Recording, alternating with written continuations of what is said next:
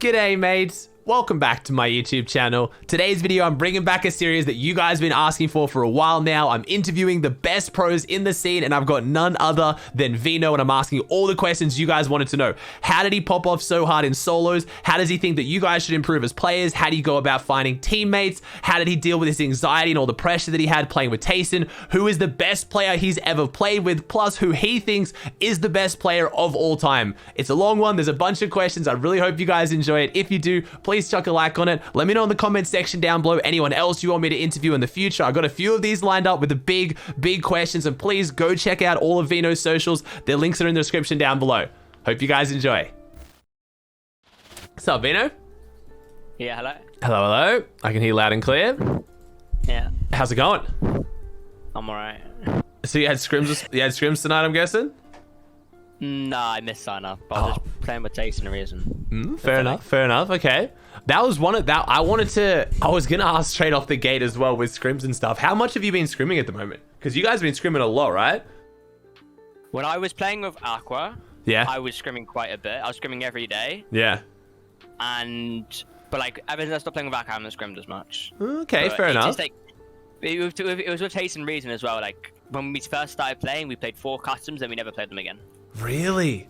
Why is that? Why do you just like, because I know Tayson's always been one that a lot of people have held up to be as like the customs is like the best practice. I do as many scrims as I can. So like, is there a reason you guys stopped playing them or?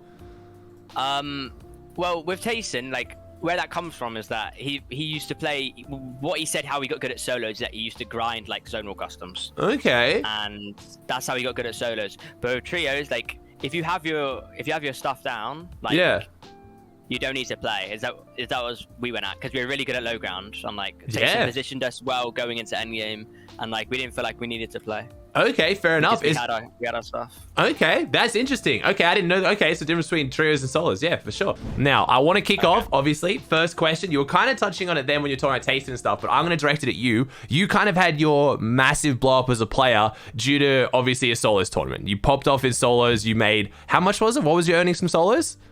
120,000. 120,000. And what was your earnings before that? 15k. Jeez, so that's like, that is a huge jump up. That's what, like, obviously people heard of you. You were definitely around in the scene, but that's what I think got like everyone's attention. Was there any like crazy thing that you did to go from before that tournament to prepare for that tournament, or was it just everything kind of aligned on the day and you just had a crazy performance? No, it didn't align on the day. Like I prepared well. Like, okay. What we were all doing, like everyone who plays really good. Yeah. Like it is just playing like we were in a Discord of DJ, Destiny Jesus. Yep. And it was like 10 of us. It was Tayson, Kinzel, Reason, Chapix, Hen, Janice, and like some people came later, but like it was just before. Yep. I came over like a week before. I was like, I really wanted to do well because like I was gonna qualify, but I got disqualified. Not disqualified my account. That's I was gonna be qualified. That's right. My teammate got qualified. Yeah. Who I qualified with, and I probably would have qualified with Aqua. So yeah, I qualified, and like I was like, my problem with solos before was my mentality was bad. Okay. And then once I fixed that, like it was easy. If you stop caring, then you do a lot better. Really interesting, because again, the question I'm going to move on to later is obviously you've kind of, I don't know whether you like this or don't like this, you've kind of become one of those players that people have talked about as having issues with your nerves. Like you've been the most transparent or open with the fact that you get nervous when you play. So in solos you got less nervous than what you did in trios. Yeah, because that's crazy. Because when you like, I don't want to let my teammates down. I'm like, yeah, I was filling big people's shoes, like the deal, of course. And with Aqua, like that was like the first time I played with Aqua, like I had pressure on me. Yeah, like, okay. When I played with my trios, like they weren't really helping me with pressure. Reason I was really good friends with. Okay. Tayson I was okay friends with, but like Reason, like me and him are brothers. We're in friend group, we're in the same friend group. Like. Okay. He took care of me on boot camp. Like he was really helpful for my nerves, but like in trios, I just don't want to let my teammates down. In solos, like. It's all on me, you know? Like, it's just as simple as that. Yeah, if you don't perform, it's on you, and then you just accept at the end of the day. Okay, that's interesting. So the quality of the teammates you play with, or at least like the expectation, does increase your nerves a bit, though, right? Like if you're playing, like again, your current trio, I feel like I've been saying this a little bit, and maybe it's wrong, and I want to get your information on it. I feel like are you feeling less nervous with your current trio because there are less expectations? Like, you're playing with Mongrel, obviously. Like, that's obviously the community is really around that, but Mongrel has been placing for a while, so if that continues, no one's really going to point at you or blame you. But like when you play with someone like Tayson, who's been placing in everything, if all of a sudden something goes wrong and it might not even be your fault, the community will still try and point some blame at you. Is that kind of what increased the nerves? Yeah, but with Mongrel, like in this last Cash Cup we played, like I was playing out of my mind. Yeah, you were playing insane. Yeah, you were playing so well. Yeah, and like it was just fun playing. We enjoyed playing. I hadn't had something in some time with that. Like I didn't enjoy playing like with Tayson and Reason. I didn't enjoy playing with them. Okay. Like things were hectic and like like we weren't the greatest of friends and like it didn't help. And and also the thing you said about I did not really answer it. The thing with the preparation, like we were all VOD reviewing like all our spots. Like Janice, like we was VOD reviewing the risky teams from like Asia, like FNCS, or like we were all doing that. And the reason why the others did bad, and like some of us did good, and some of us did bad, like some of us were cons, stuff like that. But we were full grinding it last couple of days. We're getting cool and we just VOD review. That's the people who landing our spots. So you'd actually like how much time a day do you think you were VOD reviewing before that solos tournament? I wasn't really VOD reviewing, just like DJ would get us all in call. Yep. And we'd go over it for like, I don't know, an hour. Yeah. And like he'd show us like interesting stuff that he was thinking about. Like one of the best things I've ever learned, which is everyone uses now who learn off us, was double dipping the pad. Going back for the pad. No one did that before. DJ made it. Yeah. Like going back for that pad again. Now like you think, oh, it's a common thing. Like everyone knows that. Yeah. But at the time we came up with it. Yeah. No one was doing it. And we were using that and it saved so much time. It saves so much time and mats. So much material as well. Like if you land and you got to burn 300-400 mats, like just even getting like 4 or 5 boxes in compared to just staying in the sky. And in solos, no one's really doing like a coordinated like triple beam off high ground. It's very hard to get punished heavily off a double dip pad. Yeah, interesting. Okay. See, I like that. That's kind of crazy. So a lot of it's preparation because obviously that kicked off some drama that I never really touched into. The fact that you guys were all like in Discords and preparing for the tournament stuff. But like on tournament day, like you guys obviously aren't still all in a call together playing, or like are you, or like how do you handle that when it comes to solos? That's always been something that's intrigued me, where like everyone's friends and people want their friends around them when they play solos, because like you said, it's mentally taxing. But how did you guys handle that on tournament day? This is what the tournament day was. So like DJ got on at 10 a.m. He VOD reviewed the other regions like Asia, Middle East. Then we got on later, like 2 hours before the tournament. He showed us like what he thought and stuff, whatever. And then like some of us were like we were never in the same call, any of us, except for me and DJ, because I was getting live coached. Of course, yeah. We were never in the same call whilst we were alive. Okay. Like if Tayson died, then he'd come watch me because I was screen sharing, but no one else would go any other. Yeah. No, I was the only one who joined because I was screen sharing. Yeah, gotcha. DJ. Yeah, there you go. Okay, because I remember there was like a bit of drama around that. I looked at the situation. I was like, I'm not going to talk about this because like this is what basically every pro is doing. But it's some good insight to the community because they don't really see like what goes on behind the kind of closed doors and stuff. Next question is going to be a lot of people are going to want to ask. I've been kind of hyping up you guys a little bit now, especially after that first performance. How well do you think you're going to do this FNCS? Like, do you think at this point, do you think Grands? If you think Grands, do you think placing highly at Grands? Like, what are your expectations for this season at this point? Because it could change, obviously. It's about to start. When you're tier 1, like, you always think you're going to make Grands. I think every time I'm going to make Grands. And, like, I don't know what it can be yet, because, like, a lot of our trios, like, it was like what Shadow, Benji, and Joe was. So, like, we just like land on height, and like we have to. The thing is, you can't be one-dimensional, which is what their trio was. They were one-dimensional. Yeah. They didn't know how to tarp. I know how to play low ground because I played with Tayson. Yeah. Like I played with all the best IGLs in Fortnite. Yeah. Roho, Aqua, Tayson. Yeah. Like I played a little bit with Chapix. Like I just played with all of them, and like I'm not saying I'm good enough IGL, but I know how to lead. It's just whether I have the knowledge to lead. Yeah, okay. Because with all those trios I've played with, I've always co-IGL. Like how I play is like, even if I wasn't known as co-IGL, like I always gave like my opinion. Like with Tayson, I co-IGL'd and tarped, and I was always giving my opinion. It's just like it's nice to have, like, if I'm full mainly IGLing, like it's a little bit difficult. Yeah, okay, fair enough. It's always nice to have someone talk with. Yeah, okay. See, I like that as well. I always want to hear a second opinion. Now, the one a lot of people are going to ask, because this is something that we can all speculate on, everyone can talk about it, but someone who's actually playing with at the moment, do you think that Mongrel has the capability to place in a tier 1 position right now? Or, again, you can choose not to answer if you want, because I know you said ask anything, but you're playing with him and stuff, but do you have an honest opinion to the community on how Mongrel's performing right now, or what you think he could perform, or any insight into everyone just constantly asking what's the deal with Mongrel right now? He's good. Okay? Yeah. I'm in the same friend group as Aqua, and like I'm the same people who's also tried of Mongrel. Yeah. And like what they said, and just like what they said about Mongrel, like it was them giving their honest opinion, and like they're sort of right, but also wrong. Like Aqua never said he was shit. Yeah. Like, it was bad, but the problem, like what he said was, he said he wasn't the deal. Like every time, Aqua never wanted to talk bad about him. Yeah. Never wanted to talk bad about him. He always just said he wasn't the deal, which is fair, because like Video's one of the best fighters in the game. He brings stuff out of nowhere. Yeah. You know, brings frags out of nowhere, and like I had other people who tried of him before me, and they said like, oh, like he's good. He's a good fighter. His awareness is a bit bad. Yeah. Like you just like after playing with Mongrel for that cash grab, he's just good. He's good. He's a good player. He's fun to play with. Yeah. And like his awareness is fine. Like that's as cool. long as you have, like, I feel like if you have good people around you, that you just perform better. Yeah, and you can always improve as well. Like there is room to improve, and I feel like Mongrel's trying to find that spot to like find people to kind of improve. Like you said, like, always playing. Exactly. Yeah. He is grinding super hard at the moment, and that's why I think a lot of people are still respecting and trying to, like, you know, a lot of people in the community want Mongrel to do well right now, but it was kind of like a string of bad performances or play with different teams, and it wasn't working. But got with you, and instantly it was like a spark. Like the first performance was insane straight out of the gate. Because I don't know, like you even mentioned that you said you play with Tayson, like, you know, played a bunch of Aqua, and that's how you get better as a player. I feel like if you go through that period of not really associating with or playing with other, you know, tier 1 pros, it does start to limit your skills. And I want to move that into something that, like, a question that I always get asked to ask the pros that I talk to. How would you go about finding good teammates if you weren't already like an established tier 1 pro? Because obviously now it's easy, everyone knows who you are, but before everyone knew who you were, how did you work into playing with people like Aqua, Rezon? Like, how did you do it in the earlier days? Did you find people on like Discords? Did you just play with friends? Like, how did you improve to that point?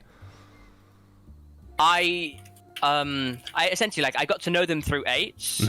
Like that's how I got to know Aqua. That's like with Reason, like he was just in the friend group I was in, and like stuff like that. Like you get to a point where like you're friends with people who are friends with people. Like it's just like networking, really. Yeah, 100%. Like you get to know them and they can see how good you are. Like when I was playing eights with Aqua, like back in the day, I'm still good at eights now, but back then, like I wanted to impress them so much. Yeah. Like when I was playing with Benji in eights, I wanted to impress him so much. It doesn't matter like if he was gonna play with, I didn't want to play with him. I just wanted to get recognized. Him. Yeah, just full sweating in eights. Yeah, okay, fair enough. And then would you recommend people who maybe at like another level, like is it play with someone that you have really good chemistry with that you think you can improve with who wants to grind, or do you try to find those players who maybe have better achievements but maybe the chemistry isn't as much there? Because you've kind of been on both sides of things. You're now on the play with friends side. Would you recommend that to up and comers, or just every situation's different?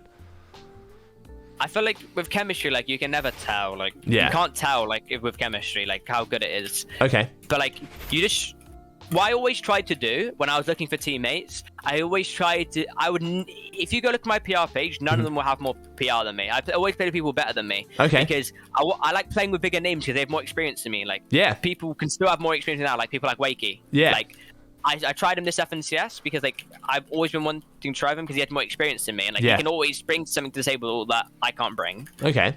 Because of his experience, and that's why I always try to play. I try to play with people who had been playing for a long time. Okay.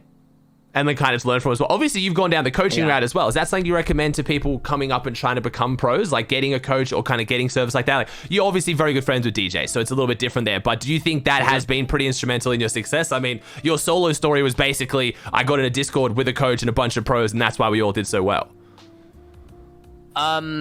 It is very helpful. I mean, every top trio has a coach. Like Sesi Kamitik, BL Sven, Noah's trio, Sven, Blood X with Tayson. Like every trio has that. If you think they're placing good, they've got. I mean, if you think they're tier 1 trios, they've got a coach. Okay, interesting. Because the coach, we're playing the game and like trying to be our best. I'm also voting, but all the coach is doing is trying to see like stuff. Yeah, they're just like, finding new stuff.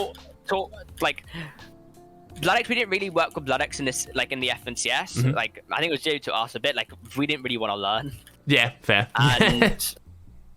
And like when he did tell us stuff, it was very valuable. Yeah, okay. And like stuffing is like they're like finding things that other trios don't know. Like they like what I feel like could just for like to find timings, like find out other trios' timings. Like it's just a bit of extra help. Like it's valuable. It's very valuable. Okay. What would your kind of like daily routine look like? If like it just what does a day look like for you trying to get better on a normal day? Like do you wake up, do you scrims, do you do creative, do you do eights? Like what do you do on a normal day to practice or improve or just to play the game?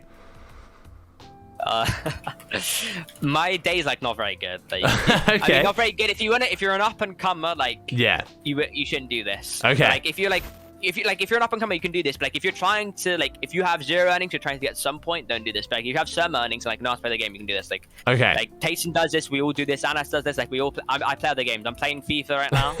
Like I wake up, I play FIFA. Okay. Like open some packs or something, and then go on Fortnite. I scrim. Like I'm one of those people who don't need warm up. Like other people need like a long time warm up. I don't need a warm up. Okay. So you're not doing any like you're not kind of in Kovacs at the moment. You're not doing like build fights. You're not practicing that much. You're just keeping it low key, playing the scrims, and that's most of the time you're spending on the game at the moment. Yeah, I do play Kovacs, so like I've stopped recently, but like I just do it sometimes. I did it like for like 2 weeks. Like I don't do a routine like with other people do a routine. I play one map and I just trade on that map for like 10 minutes a day. Okay. And I could tell like such an increase in my aim. And I'm still on the same sense, but like I can tell how good my aim is because like you can see an improvement. If you're Kovacsing and not seeing an improvement, there's a problem. You got to do something different. All right. Well, what would your recommendation then be to people who are trying to improve? You said obviously don't do this. What would you recommend for someone if they were trying to improve, or what did you do when you were first on the come up? Like, what's a good ideal schedule for you if you didn't want to play FIFA? I never liked playing solo arena. Okay. I'm sure a lot of people don't do. Like I hated solo arena, hated playing arena. I just played a lot of creative and played scrims. Okay. That's all I did. And with people who like are trying to get better, this is the number one thing. You will place in one season if you do this. Yeah. Like the next season. Learn how to be a leader, because there's something in Fortnite, as I've tweeted about this before, if you're looking for a trio, right? Yeah. 99% of them are fraggers, and 99.9% are fraggers, and 1% are IGLs. Everyone is looking for an IGL. Yeah. And that's how you like also get good and like.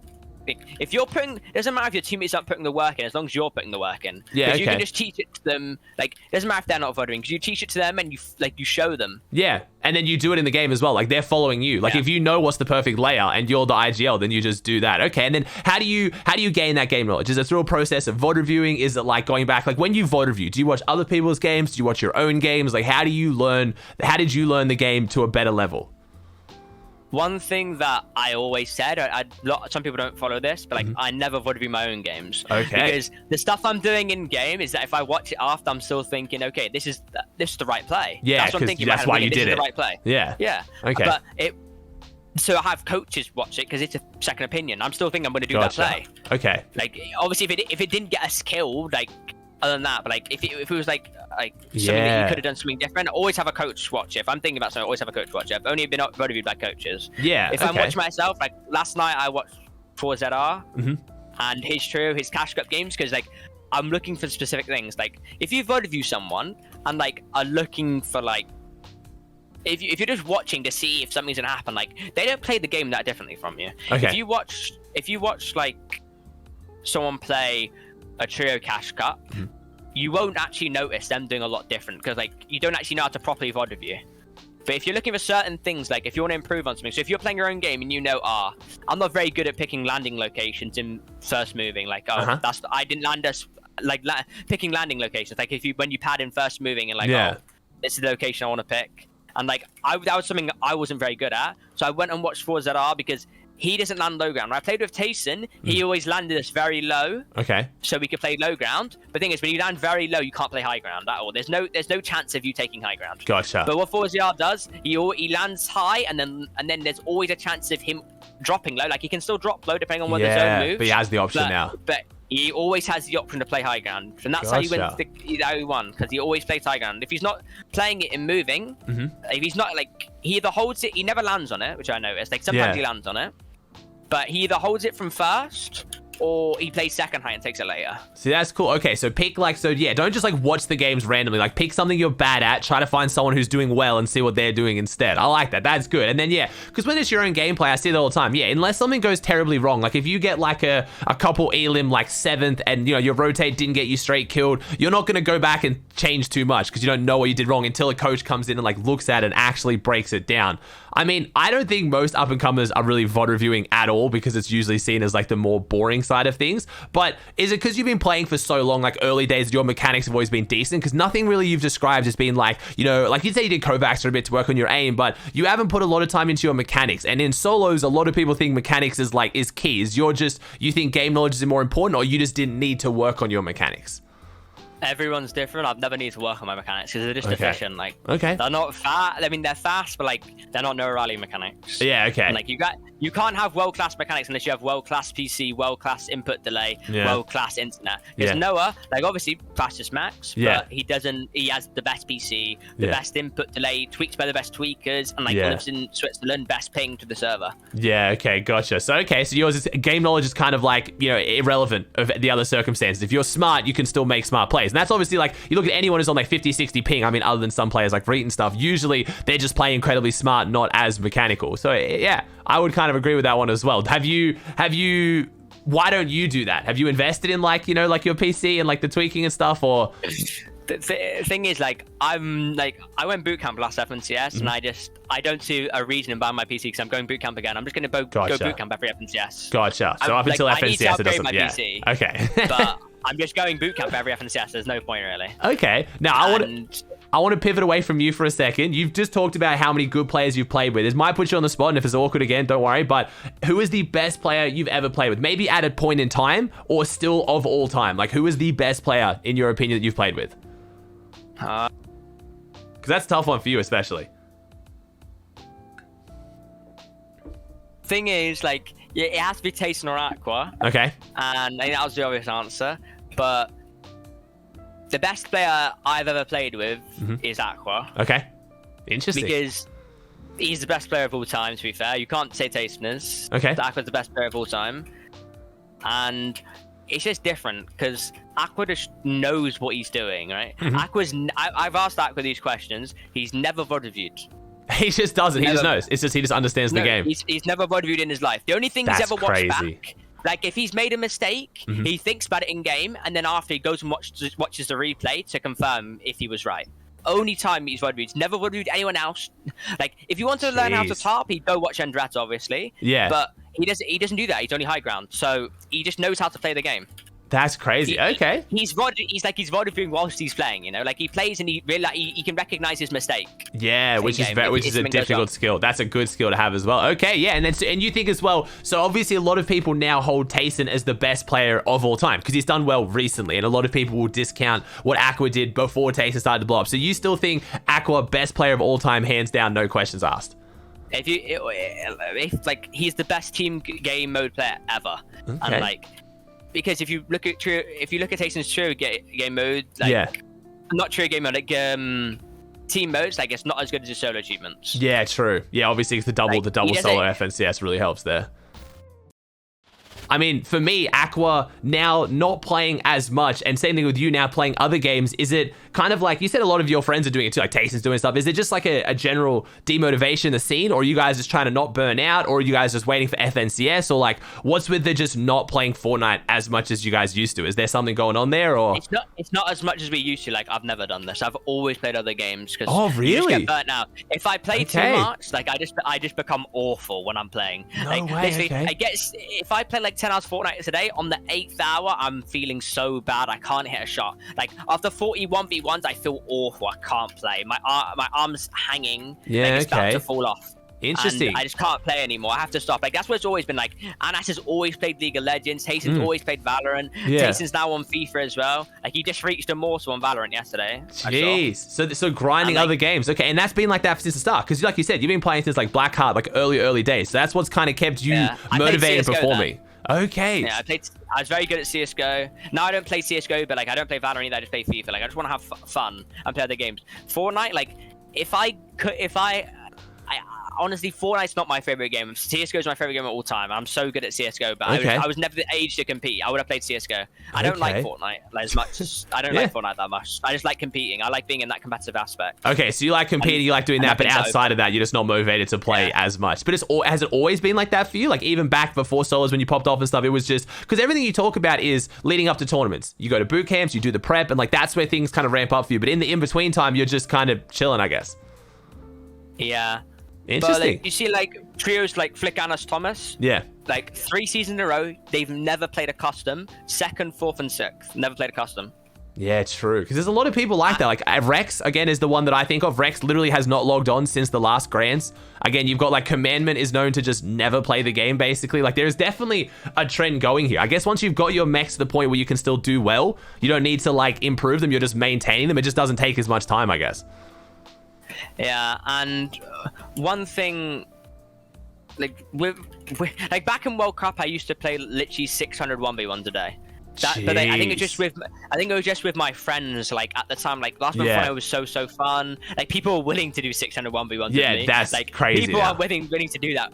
Like people would quit, and like I used to do 600 1v1s, and I'd absolutely pwn him. The thing is, like he wanted to get better, so he just continued playing. I think that's what got me really good at 1v1s. Okay, and then since then it's just kind of maintained. Like you haven't, you know, like 600 1v1s a day for like a while. It's gonna get you top tier, and then you've just maintained it since then. I think the reason why I'm so good at fighting, and like other people, like it's different for other people. Like Vidil, he's been asked this in my friend group how he got so good at fighting. He reviewed every solo arena, like every solo arena game, to realize what he was doing wrong, how he'd approached the fight, how like stuff like that, like how what went wrong in the fight, what went well, like why it went well, etc. And like with me, it's just that I played a lot of 1v1s, and like it's just embedded in my brain, like how people play. I'm really good at predicting people. Yeah, okay. And like I'm really good at seeing people's mistakes and like abusing them. Now That's what I'm good at. You've played a bunch of different game modes and stuff, and obviously talking about, you know, Fortnite's not as fun anymore. Do you have like an ideal for like what would be next for competitive? Like what is do you want duos FNCS? Do you want like big stack solos? Like what is what you want next for Fortnite? I'm not gonna lie, I really enjoy playing solos. Yeah, Other people wouldn't agree. Okay. I think duos, like I've never played squads, so I couldn't say. Okay. I didn't play squads. And it either have to be, there's been too much trios, so it either have to be squads for me, or duos or solos. Like so duos no are the more most obvious one. You just want to change. Yeah, this duos is no more. Yeah. Like I just don't want to play duos because I suck at duos. I've not made one DreamHack final.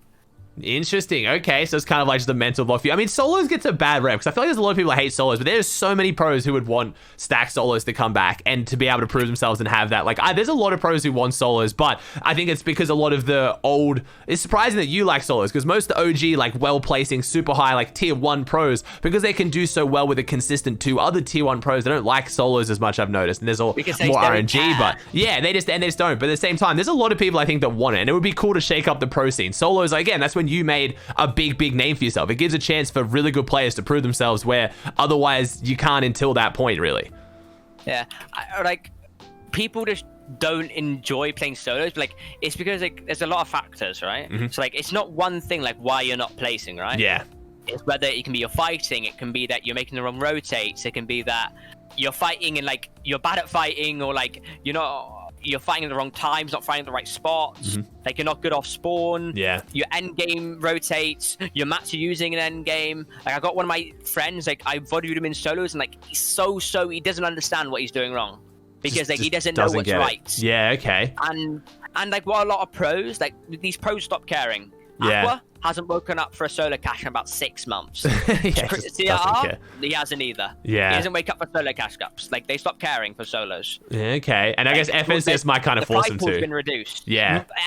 The price pool's been reduced so much when there's only solo cash cup. There's no point. They're waking up for McDonald's. Yeah, and it just doesn't seem worth it. See, that's crazy to me as well, because a lot of people do like. There's always that kind of like entitlement, being entitled as pros. But I kind of feel, I don't know. I feel bad for pros as solos. The biggest thing for me me is the pressure of performing well in a game mode that does have a very high element of luck. And correct me if I'm wrong, but like I see solos, it does have probably the highest element of luck. You can be really good, and the same people seem to do really well. So there's definitely people who've broken away from that, like yourself, like Tayson. But if you are someone like CRR or like Aqua, and you get on for a cash cup, and then, you know, your mental goes a little bit, you get headshot sniped, something bad happens, you tilt, and then people judge you on that, right? Like, is the community judgment something that ever like kind of gets to you when it comes to events, not even just solos though?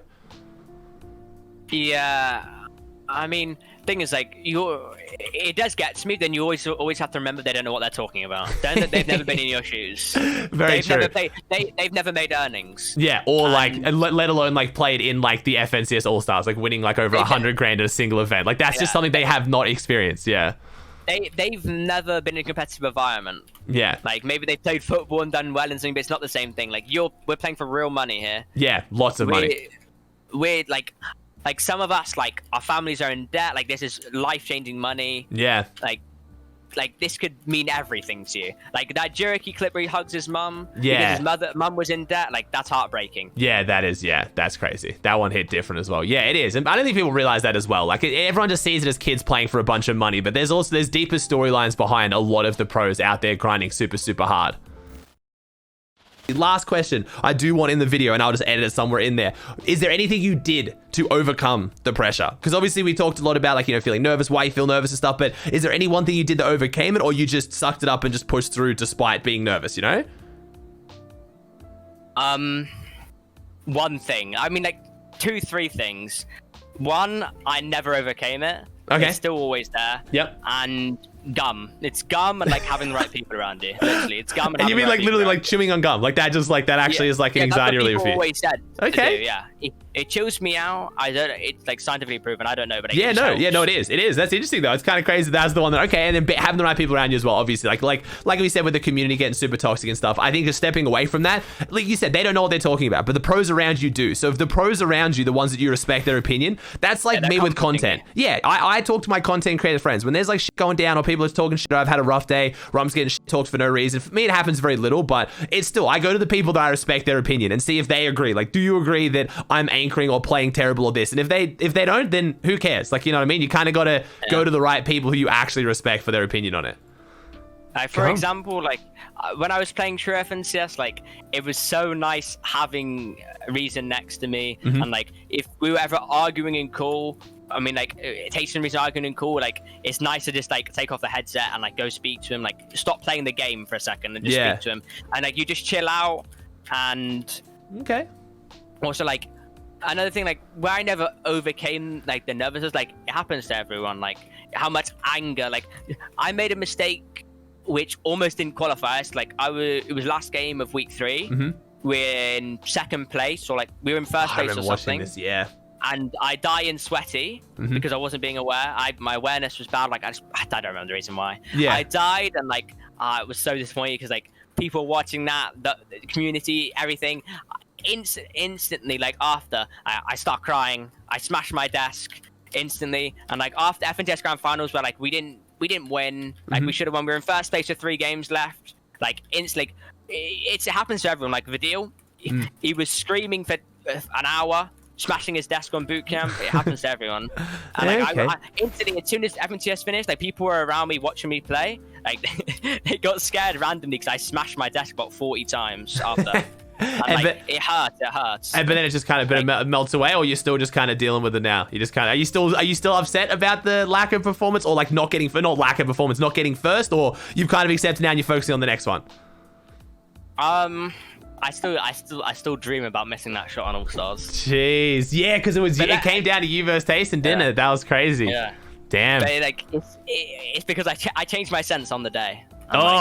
I mean, hey, I don't think beat yourself up about it. You came second with it. You absolutely popped off. I think that's, I don't know, like, you know what I mean? Clearly, I think for the other games before, you probably hit plenty of shots that maybe you wouldn't have if you didn't change it. I was playing good. I was playing good, but like, because of my game plan.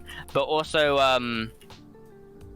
when it came down to that shot, like, the one thing that made me feel better is that it wasn't for the axe. If it was for the pickaxe, I would start crying. Oh my Seriously, god! see that's crazy. That's crazy to me that you guys 120 grand, but you guys care about the pickaxe that much. Now I respect that 'cause that's like a competitive thing for me. That's like the winning. It's the glorious. It's like kind of what the pickaxe represents. But that's crazy. So it would have meant more to you other than the 120 grand because you wanted the pickaxe. I can't flex my bank account. I can't flex my bank account. I can flex the pickaxe. If someone sees me running up to the game with the pickaxe, I run in the other way. See, so many of the people who have the pickaxe don't use it, though, and that makes me so sad. I hate when I see the FNCS winners not use it. I don't know. I would never take that off. I would never take that off. Damn, I want to see you win it now just because of that, because then it's actually like it means that much. Because yeah, the amount of people have had it who just don't use it. Like I don't think I've seen Epic Whale, Rex, or Arkram use it once, despite what 4 and 5 FNCS wins between them. Like Epic Whale's won 5 times. I don't think I've seen him use it once, but I don't know. I guess different people. I'm a very like realistic person. Like when I think about my why like I think every FNCS what I'm gonna do. Like with Aqua, like the first time I knew we weren't gonna do great. Like we were gonna do good, we weren't gonna do amazing because we weren't playing it all. Okay.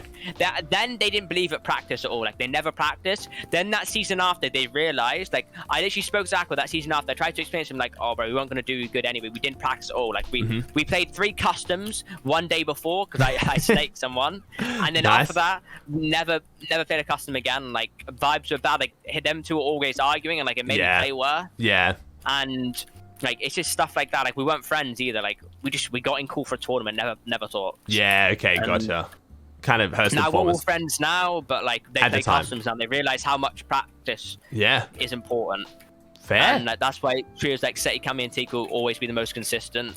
Where they're good friends. Like the number one thing is to find is talent, good friends, and like people willing to play. Because like you'll be unstoppable. That's you at the moment though. I mean that's you at the moment, which is cool to see. Do you think Mongo's going to stream the tournaments as well now? Because obviously, do you have a problem playing on stream, or you don't mind it too much, or?